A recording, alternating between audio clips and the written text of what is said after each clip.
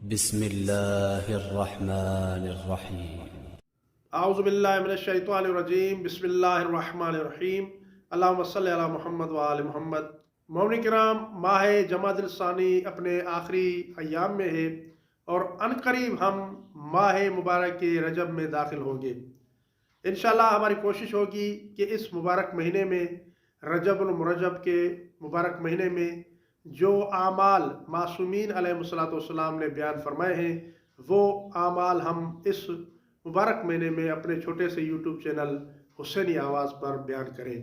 ماہ مبارک رجب کی پہلی رات بہت عظمت والی رات ہے، بہت بزرگی کی رات ہے، اور اس کی عظمت اور بزرگی بہت زیادہ ہے۔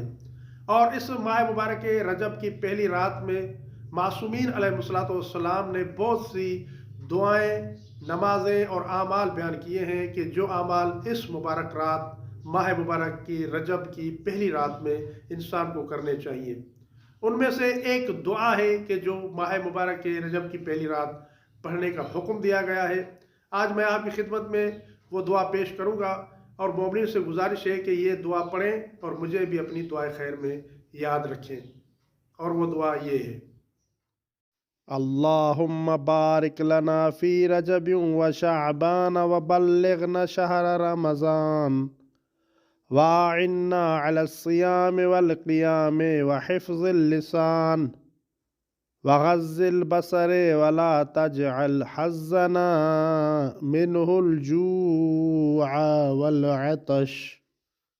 اللہ تعالیٰ کی بارگاہ میں دعا گو ہیں کہ اللہ تعالیٰ بحق محمد و آل محمد ہمیں اس مبارک مہینے سے زیادہ فیضیاب ہونے کی توفیق عطا فرمائے۔